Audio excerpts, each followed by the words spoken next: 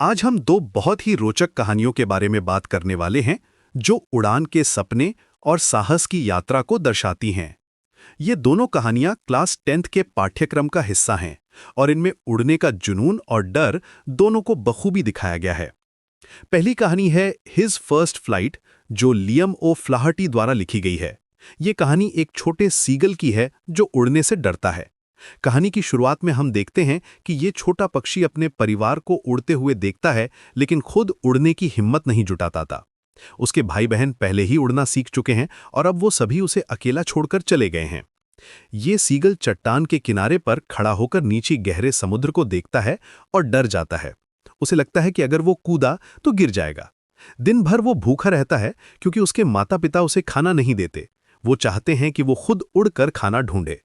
अगली सुबह जब वो बहुत भूखा होता है तो उसकी माँ उसके सामने मछली का टुकड़ा लेकर आती है, लेकिन वो उसे देने के बजाय थोड़ी दूरी पर रुक जाती है। भूख के कारण वो सीगल मछली पाने के लिए आगे झुकता है और अचानक गिर जाता है। पहले तो वो डर जाता है, लेकिन फिर उसके पंख अपने आप फैल जाते हैं और वो उड़ने लगता है। ये मोमेंट बहुत ही खुशी का होता है जब वो रियलाइज करता है कि उड़ना कितना आसान और मजेदार है। उसका पूरा परिवार उसे देखकर खुश हो जाता है और वे सभी मिलकर उड़ते हैं।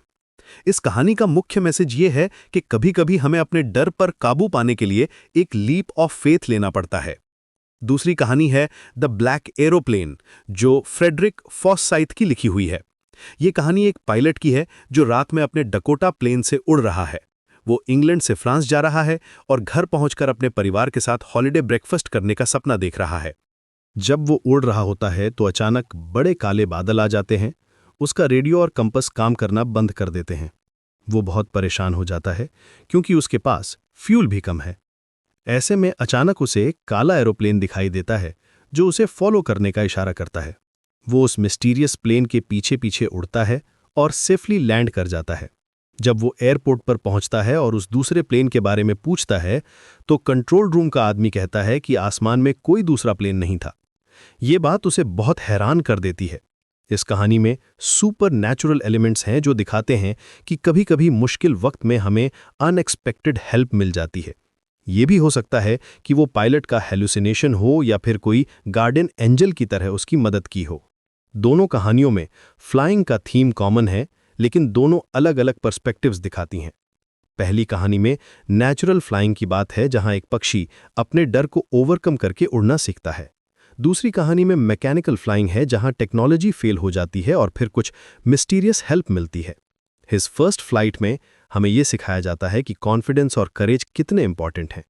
कभी-कभी हमारे पेरेंट्स या टीचर्स हमें टफ सिचुएशंस में डालते हैं ताकि हम अपनी एबिलिटीज को डिस्कवर कर सकें। उस सीगल की माँ ने भी यही किया था। वो जानती थी कि उसका बच्चा उड़ सकता है, बस उसे एक पुश की जरूरत थी। द ब्लैक एरोप्लेन में मिस्ट्री और सस्पेंस का एलिमेंट है। ये कहानी हमें बताती है कि लाइफ में कुछ चीजें अनएक्सप्लेन्ड रह जाती हैं। कभी-कभी हमें ऐसी हेल्प मिलती है जिसका कोई लॉजिकल एक्सप्लेनेशन नहीं होता। ये फेथ और ट्रस्ट की पावर को दिखाता है। दोनों कहानियों में प्रोटैगनिस्ट्स को चैलेंजिंग सिचुएशंस का सामना करना पड़ता है। सीगल को अपने फियर ऑफ हाइट्स को ओवरकम करना पड़ता है और पायलट को बैड वेदर और इक्विपमेंट फेलियर के साथ डील करना पड़ता है। लेकिन दोनों ही केसेस में वे सक्सेसफुली अपनी प्रॉब्लम्स को सॉल्व कर लेते हैं। ये कहानियां हमें ये भी सिखाती हैं कि फ्लाइंग सिर्फ फिजिकल एक्टिविटी नहीं है, बल्कि ये फ्रीडम और लिबरेशन का सिंबल भी है।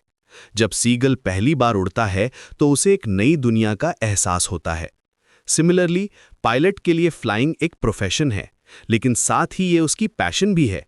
इन दोनों स्टोरीज को पढ़ने या सुनने के बाद हमें ये रियलाइज होता है कि करेज और डिटर्मिनेशन से हम किसी भी चैलेंज को फेस कर सकते हैं, चाहे वो नेचुरल फियर हो या फिर अनएक्सपेक्टेड सर्कमस्टांसेस।